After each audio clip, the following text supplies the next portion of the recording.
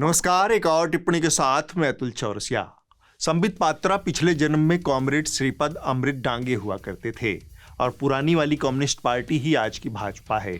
मेरा ऐसा कहने की कुछ वाजिब वजहें हैं। अमेरिका की पूंजीवादी नीतियां और आर्थिक दबंगई के खिलाफ कम्युनिस्टों से ज़्यादा विरोध किसी ने नहीं किया।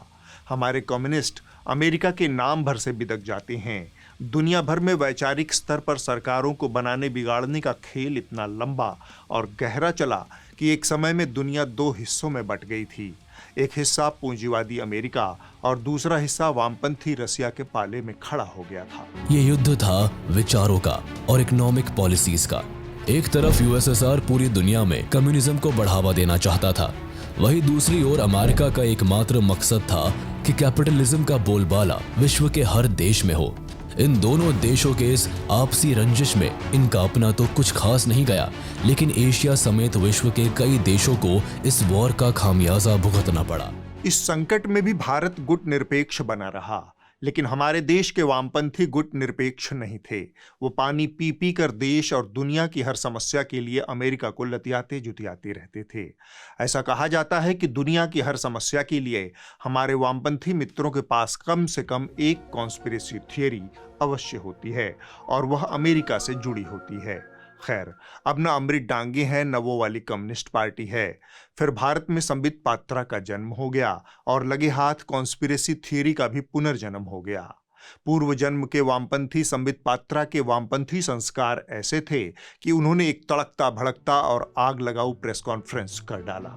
We are going to talk about this dangerous triangle which is trying to destabilize India. और ये जो त्रिकोण है, इसमें एक तरफ अमेरिका में बैठे जॉर्ज सोरोस उनकी फाउंडेशन है, कुछ अमेरिका की एजेंसीज भी है। अमेरिका में बैठे जॉर्ज सोरोस उनकी फाउंडेशन है, कुछ अमेरिका की एजेंसीज भी है। विद्वानों की राय है कि बीते कई वर्षों में किसी कम्युनिस्ट ने अमेरिका को इस कदर नहीं गरियाया है जैसे भाजपाई संबित पात्रा ने अमेरिका को गरियाया है।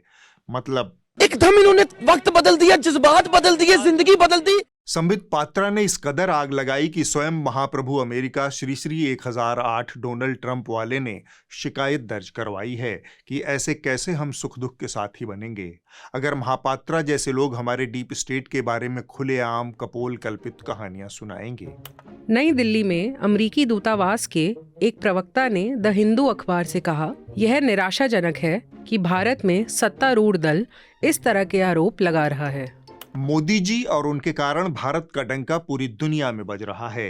ये बात तो आप सबको हर दिन बताई जाती है। मोदी जी के रहते कनाडा और अमेरिका से भारत के संबंधों ने जो रुख अख्तियार किया है, अकेले वही डंका बजाने के लिए पर्याप्त है। खैर, डंके की असलियत अगर आप देखना चाहें तो अपने आसपास नजर फेर लें। दक्षिण एशिया में जहां 10 साल पहले तक भारत निर्विवाद रूप से क्षेत्रीय महाशक्ति हुआ करता था, वहां आज हर देश मोदी जी की बज रही डंका का सबूत दे रहा है। क्या श्रीलंका, क्या मालदीव, क्या नेपाल, क्या बांग्लादेश और क्या पाकिस्तान। पारंपरिक रूप से नेपाल के प्रधानमंत्री कमान संभालने के बाद भारत का दौरा करते हैं, लेकिन ओली ने चीन जाना चुना। भारत और बांग्लादेश के रिश्ते इन दिनों नाजुक मोड़ पर हैं। ऐसे में भारत में सत्ता पर मौजूद भारतीय जनता पार्टी के कई नेता कह रहे हैं कि अगर भारत ने बांग्लादेश में जरूरी आपूर्ति रोक दी तो इसका बहुत गहरा असर पड़ेगा। भारत में सत्ताधारी भारतीय जनता पार्टी को दक्षिणपंथी विचारधारा का माना जाता है, जबकि दिशानायके वामपंथी विचारधारा से हैं। अक्सर वामपंथी सरकारों को वैचारिक रूप से चीन के करीब माना जाता है। इतनी जबरदस्त डंका के बीच अमेरिका ने मोदी जी से विरोध दर्ज करवाया है। लोग बिला वजह पात्रा को मुंहफट और बकलोल बता रहे हैं। वास्तव में देश को एक वैकल्पिक वामपंथ की सख्त जरूरत है। संसदीय वाम की ढलती शाम में संबित पात्रा जैसे कुयोग्य लोग उसी वैकल्पिक वामपंथ की भरपाई कर रहे हैं। आपको यह पूरा मामला समझना चाहिए। यह सब कैसे शुरू हुआ? यह सब शुरू हुआ अमेरिका की एक अदालत में गौतम अडानी के ऊपर दाखिल हुए आरोप पत्र के बाद। इसी के बाद संसद का शीतकालीन सत्र शुरू हो गया और साथ ही शुरू हुई संसद में रोज रोज मचने वाली खिंचाहिन। सभा की कार्रवाई गुरुवार दिनांक 28 नवंबर 2026 को प्रातः 11 बजे तक के लिए स्थगित की जाती है।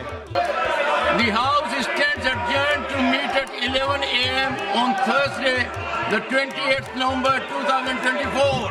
सभा की कार्यवाही शुक्रवार दिनांक 29 नवंबर 2024 को प्रातः 11 बजे तक के लिए स्थगित किया जाता है। The House stands adjourned to meet at 11 a.m. on Friday, the 29th November 2024. सभा की कार्यवाही सोमवार दिनांक 2 दिसंबर 2024 को प्रातः 11 बजे तक के लिए स्थगित की जाती है। The House stands adjourned to meet at 11 a.m. on Monday, the 2nd December 2024. सभा की कार्यवाही मंगलवार दिनांक 3 दिसंबर 2024 को प्रातः 11 बजे तक के लिए शुरू की जाती है। The House stands adjourned to meet at 11 a.m. on Tuesday, the 3rd December 2024. सभा की कार्यवाही सोमवार दिनांक 9 दिसंबर 2024 को प्रातः 11 बजे तक के लिए स्थगित की जाती है। The House stands adjourned to meet at 11 a.m. on Monday, the 9th December 2024. दरअसल भाजपा ये तो चाहती है कि अडानी समूह फले फूले, लेकिन वो ये नहीं चाहती कि अडानी समूह और मोदी जी एक साथ दिखें, जबकि कांग्रेस और दूसरा विपक्ष दोनों को एक साथ लाने पर आमादा है। लिहाजा तमतमाए संबित पात्रा ने लीडर ऑफ अपोजिशन को ही देश का गद्दार नंबर 1 घोषित कर दिया। राहुल गांधी है, traitor of the highest order.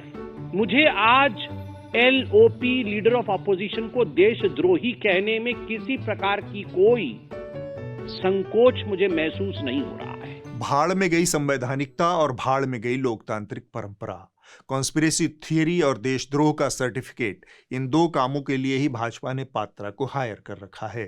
इस काम में अगर कोई विदेशी हाथ न हो तो कहानी में मजा नहीं आता। इसलिए सोरोस, ओसीसीआरपी के साथ मोदी जी के खासुल खास अमेरिका को भी लपेट लिया पात्रा जी ने। ये तो बात हुई सत्ता पक्ष की, जो अडानी का नाम सुनते ही गाली गलौज पर आमादा हो जाता है। वह किसी मुद्दे पर विपक्ष के साथ बहस करना ही नहीं चाहता। दूसरी तरफ देश का दरबारी मीडिया है, जो सरकार के सुर में अपना सुर जोड़कर हर मुद्दे की गंभीरता को खत्म कर देता है। इस मुद्दे पर भी मीडिया ने ऐसा ही रुख दिखाया। बीजेपी के आरोपों में कितना दम है ये तो जांच का विषय है, लेकिन जो तथ्य बीजेपी प्रस्तुत कर रही है उनकी जांच जरूर होनी चाहिए। लेकिन उन तस्वीरों का क्या, जिसमें राहुल गांधी और जॉर्ज सोरोस के इकोसिस्टम से जुड़े लोग साथ में दिखते हैं, या राहुल गांधी उन चेहरों के साथ खड़े दिखते हैं जिनका रुख भारत के खिलाफ रहा। अडानी समूह, जिसके कुल कर्ज में 88,100 करोड़ रुपए भारतीय बैंकों का है, यानी हमारा और आपका पैसा इस कंपनी में लगा है। उस अडानी समूह के मालिक के ऊपर अगर अमेरिका में आरोप पत्र दाखिल होता है तो भारत की संसद को इस पर चिंतित होना ही चाहिए, बहस करना ही चाहिए। दूसरी तरफ इस देश का विपक्ष है, हम उस पर भी आज थोड़ा सा बात करेंगे। उसे अंदाजा ही नहीं कि किसी मुद्दे को कितना खींचना है और कहां पर रोकना है। इंडिया गठबंधन की गांठें एक बार फिर से उजागर हो गई हैं। पहले टीएमसी ने अडानी के मुद्दे पर खुद को इंडिया गठबंधन से अलग कर लिया। संसद के शीतकालीन सत्र में जनता के मुद्दे उठाएगी तृणमूल कांग्रेस, अडानी मामला एजेंडे में नहीं। पीछे से समाजवादी पार्टी ने भी वही ढर्रा अपनाया। संसद के शीतकालीन सत्र में कांग्रेस अडानी के मुद्दे को जोर शोर से उठा रही है। वो सदन में भी इस पर चर्चा के लिए मांग कर रही है, लेकिन कांग्रेस के अडानी मुद्दे से सपा और टीएमसी ने खुद को किनारे कर रखा है। लेकिन कांग्रेस पार्टी अड़ी रही कि अडानी पर बहस नहीं होगी तो संसद में किसी भी मुद्दे पर बहस नहीं होगी। संसद सिर्फ एक मुद्दे के लिए नहीं है, यहाँ देश भर के तमाम मुद्दे होते हैं, सिर्फ अडानी नहीं। लेकिन कांग्रेस अड़ गई और नतीजा ये निकला कि अब वो खुद अलग थलग पड़ गई। फिलहाल उसका विरोध टी शर्ट पहनकर सांकेतिक प्रदर्शन पर आ गया है।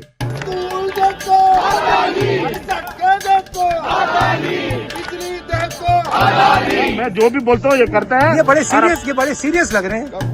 ये कम बोलते हैं आजकल, ये थोड़ा टेंशन में है।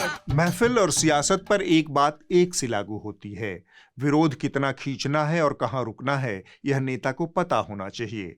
कांग्रेस को खास तौर से पता होना चाहिए, क्योंकि उसके नेता गांधी जी थे जिन्हें मुद्दों को खड़ा करना, उठाना, स्थगित करना और रोकना सबसे अच्छी तरह से आता था। इसी तरह महफिल को भी उसी समय खत्म हो जाना चाहिए जब वो अपने उरूज पर हो, वरना महफिल टाइटैनिक फिल्म के उन संगीतकारों सी हो जाती है जो डूबते जहाज पर सारंगी बजाते रहते हैं।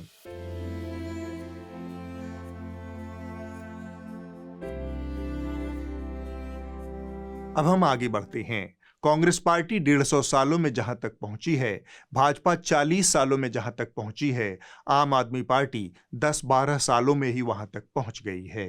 पार्टियां अब थोक के भाव अपने नेताओं का इंटरव्यू प्रायोजित करती हैं। प्रायोजित शब्द पर ध्यान दीजिएगा, यह शब्द मैंने खास मकसद से कहा है।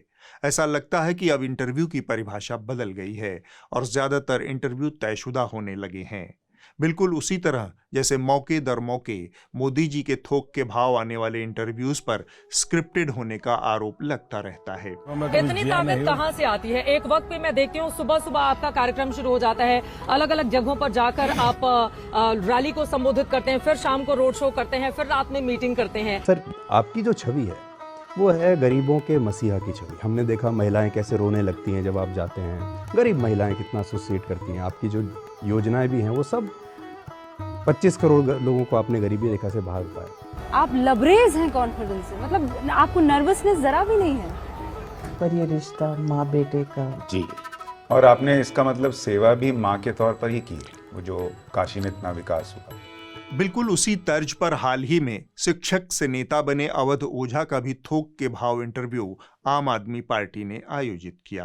पहले तो आप ये जान लीजिए कि ये इंटरव्यू नहीं होते, क्योंकि इंटरव्यू की परिभाषा है कि पत्रकार जवाबदेह लोगों से वो सवाल पूछे जो उसे लगता है कि जनहित के सवाल हैं। जवाब देना या नहीं देना नेता की मर्जी है। लेकिन आजकल जो हो रहा है उसे पीआर भी कह सकते हैं। सवाल पहले से शायद तय होते हैं, जवाब भी शायद पहले से ही तय होते हैं। आमतौर पर इंटरव्यू लिया जाता है, लेकिन आजकल जो हो रहा है उसमें इंटरव्यू दिया जाता है। यह नेताओं से ज्यादा मीडिया की दुर्दशा का बयान है। विज्ञापन का लालच तो सिर्फ एक वजह है। जिन नेताओं से सवाल पूछना है, जिन नेताओं का इन्वेस्टिगेशन मीडिया को करना है, उनके दरवाजे के बाहर वह बैठा रहता है ताकि नेताजी उसके इवेंट में फीता काट दें, ताकि नेताजी उनका अवार्ड स्वीकार करके उन्हें उपकृत कर दें। अब हम आते हैं शिक्षक से नेता बने अवध ओझा पर। पिछले हफ्ते ये आम आदमी पार्टी में शामिल हो गए। इसके बाद पार्टी ने इनका थोक के भाव इंटरव्यू प्रायोजित किया। बीबीसी के साथ एक ऐसे ही इंटरव्यू के दौरान आपके कार्यकर्ता की समझदारी गड़बड़ा गई। उसने इस सवाल पर इंटरव्यू रुकवा दिया कि अवध ओझा ने पहले मोदी और राहुल की तारीफ की थी और अब वो आम आदमी पार्टी में शामिल हैं। इससे शायद आम आदमी पार्टी का अस्तित्व संकट में पड़ जाए। आपको मैंने बोला था ना, हाँ, मतलब उल्टा सीधा सवाल नहीं करने के। नहीं, ये तो इट्स वेरी नॉर्मल। सर तो बोलेंगे, आप स्टॉप कर दें। नहीं, एक बार सर से सवाल ही पूछ रहे हैं, इसमें ऐसा कुछ नहीं। पत्रकार के सवाल और ओझा के जवाब में कोई धरती फटने, आकाश गिरने जैसी पोटेंशियल नहीं थी। लेकिन आम आदमी पार्टी का कारकुन जो यह इंटरव्यू आयोजित करवा रहा था, उसके अंदर इतनी हिम्मत जरूर थी कि वह ऑन कैमरा यह बोल सके कि आपसे कहा था ना उल्टे सीधे सवाल नहीं करना है। आपको मैंने बोला था ना, हाँ, मतलब उल्टा सीधा सवाल नहीं करने के। नहीं, ये तो इट्स वेरी नॉर्मल। मतलब उल्टा सीधा सवाल नहीं करने के। जो कार्यकर्ता यह अहंकार दिखा रहा था, उम्मीद है उसे लोकतंत्र और पत्रकारिता की थोड़ी सी घुट्टी आम आदमी पार्टी के वरिष्ठ नेता जरूर पिलाएंगे।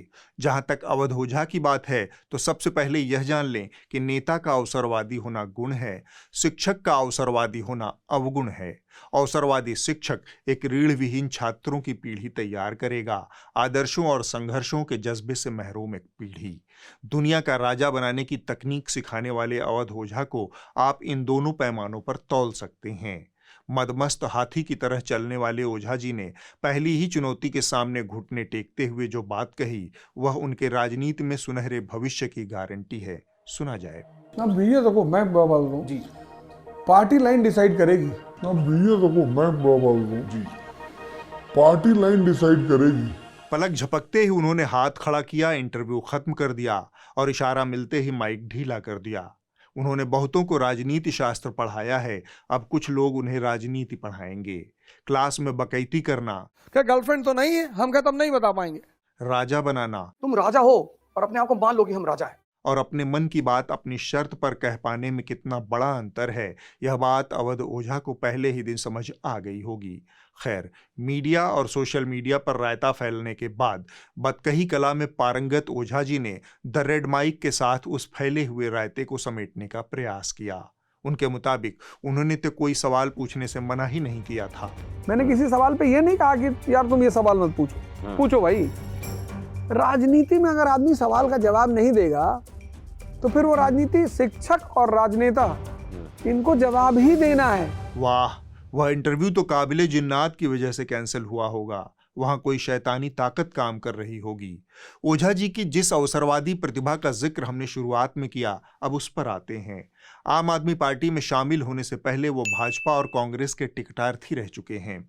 यानी न तो उन्हें घाट से परहेज है, न ही पानी से परहेज है। वो किसी भी घाट का पानी पीने के लिए तैयार हैं। ये बताइए, 2024 में किसी पार्टी से टिकट मांग रहे थे आप? एकदम मांग रहे थे। भाजपा से टिकट मांग रहे थे प्रयागराज से, और कांग्रेस से टिकट मांग रहे थे अमेठी से। एक लिहाज से यह ठीक भी है। वाद किसी नेता का हो सकता है, शिक्षक का कोई वाद नहीं होना चाहिए। वो तो हर वाद एक से निष्ठा से पढ़ाता है। हालांकि ऐसे शिक्षक अब कम ही मिलते हैं। ओझा जी राजनीति की सीढ़ी चढ़ने से पहले मोदी और योगी जी के प्रशंसक थे। बाद में कुछ वक्त के लिए वो राहुल गांधी के प्रशंसक भी बने, और तब वो आप और केजरीवाल के आलोचक भी हुआ करते थे। लगता है आप लोगों ने उनका ये वाला इंटरव्यू नहीं देखा है। क्योंकि हिंदुस्तान की गद्दी पे बहुत ही डेंजरस आदमी बैठा हुआ है, सुनता ही नहीं किसी की। That is the appreciable part of the prime minister. He does not listen to anyone and he is so much lethal. America के राष्ट्रपति के कंधे पे हाथ ठोक देना सबकी बस की बात है ना? प्रेसिडेंट ऑफ अमेरिका उसका पीठ ठोक रहा है। और क्या लेवल ऑफ कॉन्फिडेंस है उस आदमी का। कोई भी ट्रोल करता है, कोई भी कुछ भी बोलता है। हाँ, अकेले में बांधेंगे तो पता नहीं क्या करें। यूपी को चलाना सबके बस की बात नहीं है। इस प्रदेश को मनमोहन सिंह नहीं चला सकते। इस प्रदेश को सिर्फ और सिर्फ आदित्यनाथ चला सकते हैं। अरविंद केजरीवाल शर्ट वर्ट बाहर किए हुए, शर्ट यहाँ से फटी है, चप्पल पहने, मुफलर बांधे, मेरे भारत में बड़ा करप्शन है और मैं करप्शन को उखाड़ के फेंकूंगा। हमने कहा अच्छा कैसे फेंकोगे? हाँ आप। बोले मैं? अरे बोले तुम नहीं, आप।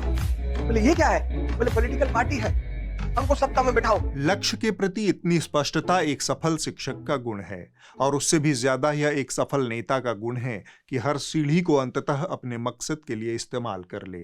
उम्मीद है ओझा जी आगे भी छात्रों को राजा बनाते रहेंगे। अब हम आगे बढ़ते हैं। ये चेहरा आप ध्यान से देख लीजिए। यह जो खबर आई उसमें भी इनका योगदान इतना बड़ा है कि दुनिया मजबूरन इनको श्रद्धापूर्वक स्मरण करती है। ये हवा में रुमाल को खरगोश और खरगोश को कुत्ता बना सकते हैं। इनका नाम है अमित मालवीय। ये भाजपा आईटी सेल के प्रमुख हैं। द कैरवन ने एक सुदीर्घ रिपोर्ट प्रकाशित की है। यह रिपोर्ट नेटवर्क 18 समूह के बारे में है, लेकिन इसका एक बड़ा हिस्सा अमित मालवीय जी को समर्पित है।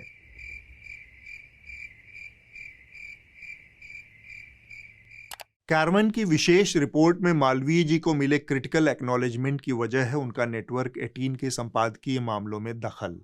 इस कहानी में हर वो तत्व मौजूद है जिसके कारण आपको कॉरपोरेट मीडिया के प्रति अपनी सोच को बदल लेना चाहिए। पर्दे के पीछे जिस तरह के खेल करने का आरोप नेटवर्क 18 और अमित मालवीय के ऊपर लग रहा है, उसने हमारे उस निश्चय को और मजबूत किया है कि लोकतंत्र और पत्रकारिता तभी सुरक्षित रहेगी जब आप यानी इसके दर्शक, पाठक और श्रोता इसमें योगदान करेंगे। कॉरपोरेट मीडिया विज्ञापन और राजनीतिक हितों के दबाव में आपके हितों के साथ समझौता कर रहा है। इस कहानी में आपको एक एक कर मैं वो बातें बताऊंगा, लेकिन पहले आप न्यूज़ लॉन्ड्री को सब्सक्राइब कर लें। इस QR कोड को स्कैन करके भी आप हमारी मदद कर सकते हैं और न्यूज़ लॉन्ड्री को सब्सक्राइब कर सकते हैं। हमारा यह प्रयास आपके समर्थन के बिना आगे नहीं बढ़ सकता। हमें सिर्फ आप ही का सहारा है, किसी विज्ञापनदाता, सरकार या फिर कॉरपोरेट का नहीं। कैरवन की रिपोर्ट बताती है कि अमित मालवीय का नेटवर्क 18 के संपादकीय फैसलों में सीधा दखल है, खासतौर पर नेटवर्क के डिजिटल प्लेटफॉर्म में। अमित मालवीय द्वारा भेजे गए कंटेंट को नेटवर्क 18 के प्रबंधन ने सीधे अपने संपादकों के पास भेजा और उन्हें प्रकाशित करने का निर्देश दिया। दिलचस्प बात यह है कि ये निर्देश किसी ईमेल जैसे लिखित माध्यम से न भेजकर व्हाट्सएप कॉल के जरिए भेजे गए, ताकि भविष्य में कोई रिकॉर्ड उपलब्ध न हो। रिपोर्ट बताती है कि मालवीय ने जो कंटेंट प्रकाशन के लिए भेजे थे उन्हें अलग अलग लेखकों की बाइलाइन से प्रकाशित किया गया। ये लेखक भी स्वयं मालवीय ही उपलब्ध करवाते थे। जिन सूत्रों और पूर्व कर्मचारियों की मदद से ये रिपोर्ट तैयार हुई है वो बताते हैं कि नेटवर्क 18 के संपादक समय समय पर कंटेंट के बारे में चर्चा करने के लिए मालवीय से मिलते रहते थे। इस तरह से नेटवर्क 18 का संपादकीय और भाजपा का IT सेल आपस में घुल मिल गया था। यही खूबसूरत पत्रकारिता नेटवर्क 18 पिछले 10-11 सालों से आपको परोसता आ रहा है। जेनजी जनरेशन आपसे पूछना चाहती है, आपका कोई बेस्ट फ्रेंड है? नरेंद्र मोदी का कोई बेस्ट फ्रेंड है? BFF? इतना कॉन्फिडेंस, आप लबरेज हैं कॉन्फिडेंस से, मतलब आपको नर्वसनेस जरा भी नहीं है। हार जीत की शायद संभवतः बात कम हो रही है। अब सवाल एक ही है कि 400 पार हो रहे हैं मोदी या नहीं हो रहे? आपका एनालिसिस। इस सब में आप फिट कैसे रहते हैं? कौन सी ऐसी शक्ति है जो आपको ये दृढ़ संकल्प दे रही है आगे बढ़ने का? अब हम उन पत्रकारों के बारे में जान लेते हैं जिन्हें नेटवर्क 18 ने अमित मालवीय को खुश करने के लिए नौकरी से निकाल दिया। जो भी पत्रकार भाजपा या उसके नेताओं के बारे में आलोचनात्मक सोच रखते थे उन्हें अपनी नौकरी गंवाकर इसकी कीमत चुकानी पड़ी। नेटवर्क 18 के एक रीजनल संपादक थे प्रवीण दुबे। उन्होंने मध्य प्रदेश के तत्कालीन मुख्यमंत्री शिवराज सिंह चौहान के बारे में एक मजाकिया टिप्पणी कर दी थी जो वायरल हो गई। इसके बाद प्रवीण दुबे को नौकरी से निकाल दिया गया। कंपनी का तर्क था कि दुबे के ट्वीट की वजह से एक नेता के साथ कंपनी के रिश्ते खराब हो गए हैं। सीएम शिवराज सिंह चौहान को भूख लग रही थी। उज्जैन में चुपके से नजर बचाकर जेब से पिस्ता निकालकर खाने लगे। नरेंद्र मोदी जी की नजर उन पर पड़ी तो चौंक गए। जिसने भी इस वीडियो को बनाया उसे 21 तोपों की सलामी। एक वाकया नेटवर्क 18 की डिजिटल संपादक ग्रीष्मा कुथार का भी है।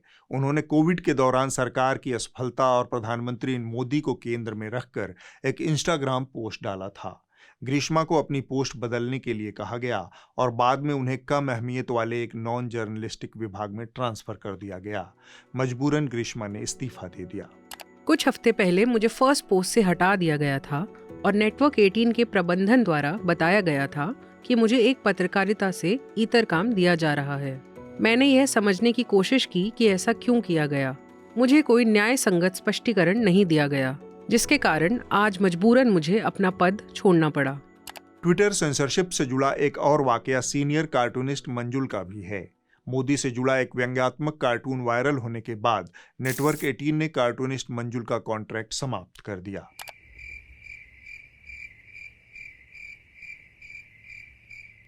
सत्ता की तारीफ और विपक्ष की आलोचना नेटवर्क 18 का अलिखित कानून है। विपक्ष के नेता राहुल गांधी के ऊपर एक किताब लिखने के कारण नेटवर्क 18 प्रबंधन ने हिंदी वेबसाइट के संपादक दयाशंकर मिश्रा के साथ भी वही रवैया अपनाया। राहुल गांधी की हालिया भूमिका का आकलन करने वाली उनकी पुस्तक के प्रकाशन से पहले संस्थान ने उनसे इस्तीफा ले लिया। प्रबंधन ने आरोप लगाया कि मिश्रा ने नेटवर्क को बदनाम किया। संस्थान के तमाम लोगों ने मोदी के प्रशस्ति में किताबें लिखी हैं, लेकिन मिश्रा को नोटिस की अवधि भी सर्व नहीं करने दिया गया। उन्हें कार्यालय से बाहर निकलवा दिया गया। जिस तरह एक झटके में मेरी नौकरी चली गई और मुझे ये सीधा सीधा ऑफर दिया गया कि आप इस किताब को वापस ले लीजिए और हम भी सब कुछ भूल जाते हैं, आप भी सब कुछ भूल जाएं, आप रहें, आप काम करें और किताब अगर छप भी गई है तो आप उसको रख लीजिए, वो अपने ड्राइंग रूम में आप कहीं उसको जगह दे दीजिए। तो ये बिल्कुल मत कीजिए। हाँ, उसको सार्वजनिक मत कीजिए और आप काम करते रहिए। तो ये एक बिल्कुल ऑफर था और अगर आप किताब वापस नहीं लेते हैं तो आपको फिर आप देख लीजिए, जो शब्द थे वो ये थे कि फिर आप देख लीजिए। ये कुछ कहानियां हैं जिन्हें बताने का एक मकसद था कि मीडिया के भेस में बहुत सारे बहरूपिये आपके बीच आ गए हैं। आपको अपने विवेक का इस्तेमाल करना होगा। प्रधानमंत्री मोदी आइडिया ऑफ इंडिया यानी भारत के विचार को सर्वधर्म समभाव मानते हैं। कई बार उन्हें यह भी लगता है कि संस्कृत की ढेर सारी पंक्तियां ठोक देने से भारत का विचार बन जाता है।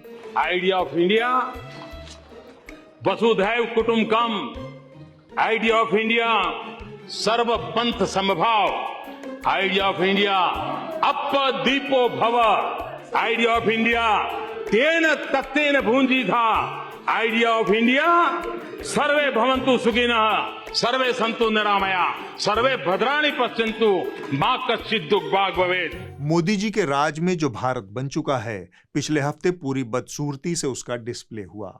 भारत का विचार भाजपा के हिंदू राष्ट्र के विचार की आंधी में हिल गया है। यह जो भारत बन रहा है उसकी 3 तस्वीरें हम आपको दिखाएंगे ताकि आपको एक अंदाजा मिल जाए कि यह विचार आने वाले दिनों में कितना बदरंग हो सकता है। पहली तस्वीर मध्य प्रदेश के रतलाम जिले की है। इसमें एक लड़का जो खुद भी नाबालिग दिख रहा है, वह 3 नाबालिग मुस्लिम बच्चों को पीट रहा है, उनसे जय श्री राम बुलवा रहा है, उन्हें गालियां दे रहा है।